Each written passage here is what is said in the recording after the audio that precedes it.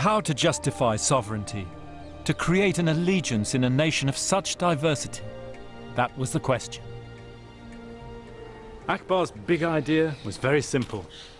No one religion can claim absolute knowledge, absolute authority. He'd already had discussions with Muslim wise men, Sunni and Shia, but he'd been shocked by how quickly they'd come to blows with each other. Now he's summoned leaders of all the religions of the world. Christians, Muslims, Hindus, Jews, Parsis, Jains, to find the common ground of all religion. And in those weekly seminars here at Fatehpur, perhaps for the first time in human history, the absolute claims of religion itself were put under scrutiny. पांच seal मानव के लिए बताया, हिंसा ना करना, चोरी ना करना सबसे बड़ा परम धर्म है। और उन्होंने इस संदेश को भेदभाव नहीं होना चाहिए, हमारा धर्म है, ये यही सिखाता है। Every religion is wrong, but all differences have to be tolerated. He says in India there are so many religions and therefore the sovereign should not identify with one. He is just as God can't identify with himself with one religion, so the sovereign can't identify as sovereign. From Mughal India to Christian Europe, it was a Renaissance world, and Akbar even received a letter from his contemporary Elizabeth I. In her letter to the Emperor Akbar, Queen Elizabeth of England says something very interesting. She says that the singular report of your Majesty's humanity has reached even these most distant shores of the world. Humanity, not power, glory, riches. But it's right to talk about Akbar's humanity still. It's what makes him one of the most engaging figures in the history of the world. But it's not the whole story. The other side is his rationality.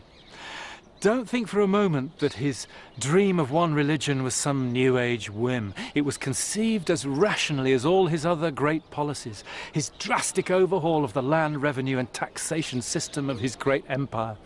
His overhaul of the Mughal civil service. His effort to make his Hindu subjects more equal under the law. These were all big ideas, the sort of big ideas that would become part of the mainstream in Europe in the 18th century Enlightenment.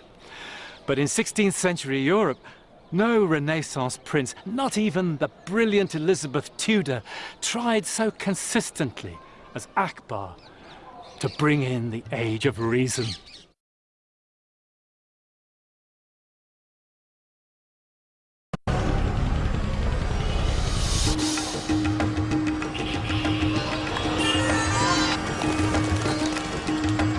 In 1931, Mohandas Gandhi declared, "If India gains her freedom through truth and non-violence, I feel convinced it will be the largest contribution of the age to the peace of the world." At that moment, Gandhi stood before the world as the revolutionary and spiritual leader of the Indian people.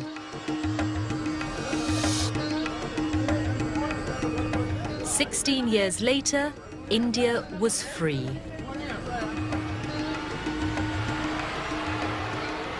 But independence had not arrived without horrific violence between religious communities.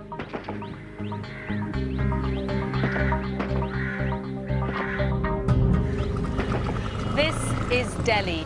It used to be my family home. But in 1947, my grandparents, my mother, my aunt and my uncle left the city for good. It was the moment that they stopped being Indian, the moment that British India became two separate nations, India and Pakistan.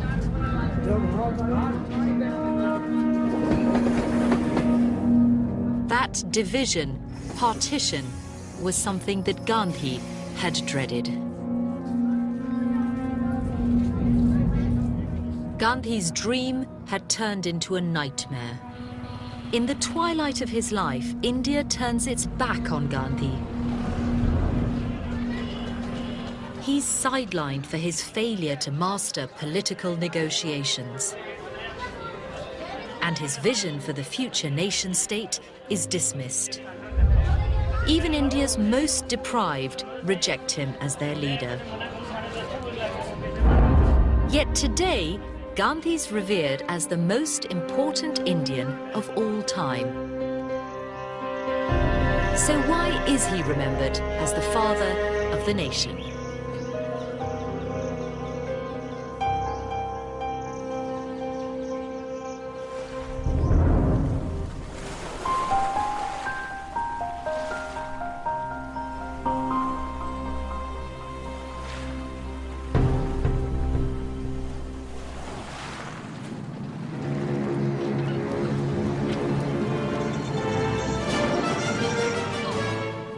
In September 1931, Mohandas Gandhi, aged 61, arrived in England. His mission? To win India's freedom from the empire. Then came the little man, still scantily clad, but with an extremely wet blanket around his tiny frame. I'm sure he must have been frozen. We were in thick overcoats.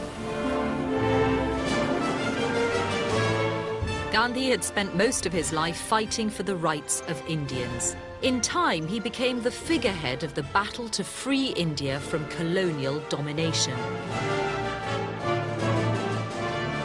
His crowning moment came as he led 70,000 of his countrymen in a non-violent protest against the punitive tax on Indians collecting their own salt. The violent British clampdown that followed brought international outrage, but also international acclaim for Gandhi. The man in the loincloth had shattered the moral authority of a superpower. Finally, Britain was listening to Gandhi, and he was invited to London to take part in the Round Table Conference on India's future. At last, he was in the capital of the empire, poised to bring freedom one step closer. It was the opportunity India had been waiting for. The hopes of a nation rested on Gandhi's shoulders. King George V was persuaded by his advisors to invite Gandhi to the palace for tea. On his first visit to England 43 years earlier, Gandhi had dressed like a true Victorian gentleman. This time, there would be no mistaking his nationality. He would not adapt his appearance for anything, not for the British climate and not for its royal family.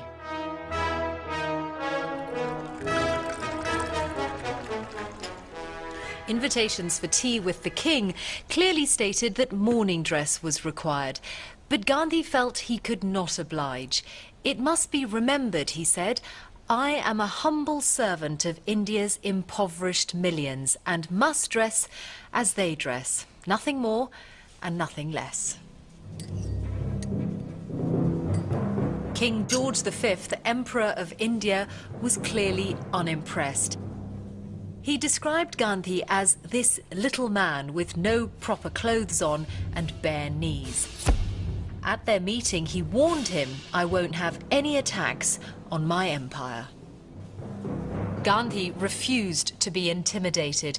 When asked by reporters whether the king had given an encouragement towards India's independence, he replied, only God can give encouragement, not kings. And when questioned about his limited wardrobe, he simply said, the king had enough clothes on for both of us. But shortly afterwards, he left by the front way. And then they really did see quite a lot of him, even his knees.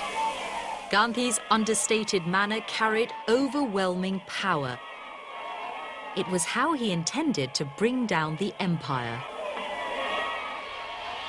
Many who met him couldn't help but be impressed. That's a picture of me in 1931, the year I met him, standing of all places. One of these was a 6-year-old boy called Tony Benn. Well, Father was Secretary of State for India. He invited Gandhi to the second Round Table Conference, but he asked Mr. Gandhi if he could bring his children to see him. And when I went there, I don't know what I expected, but I I don't think I had a very clear idea, but the one thing I noticed was that unlike most adults, when they talk to a child, they pat you on the head and talk to your dad. And he was sitting on the floor, and he said, "Come and sit down." My brother, who's 10, and I sat down, and I have no idea what he said, but he made an enormous impact on me, treating us seriously, which children often feel no one does. But he did make a very, very powerful impression on me, and I became interested in him and in non-violence and in the campaign for Indian independence. What do you think the appeal of Gandhi was at the time? The modesty of his life style was one of the things that made such a big impression. He didn't see anything for himself in it, but he tried to inspire other people to do what had to be done, and that's why I think he made such an impact. Ah, that's lovely. I'm coming down. He had come to Britain as a representative of India's poor, and that dictated where he stayed.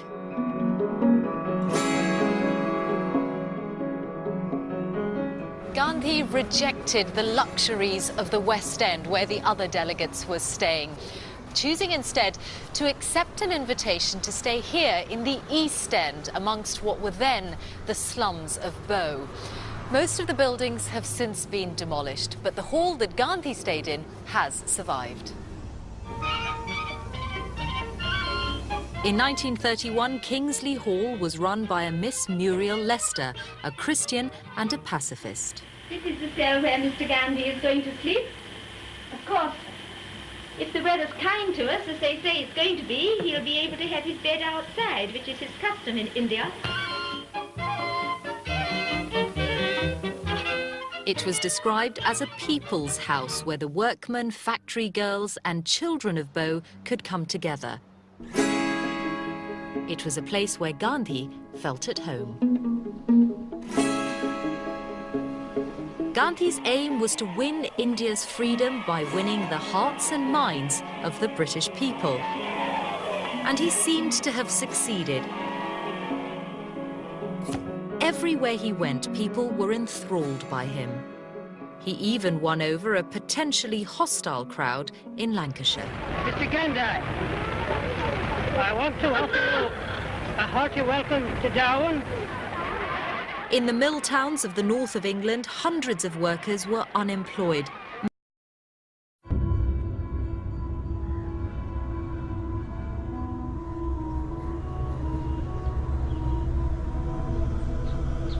"60 years ago, India threw off the chains of the British Empire and became a free nation.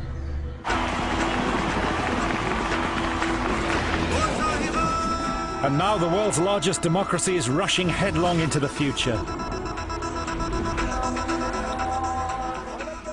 As the brief heyday of the West draws to a close, one of the greatest players in history is rising again.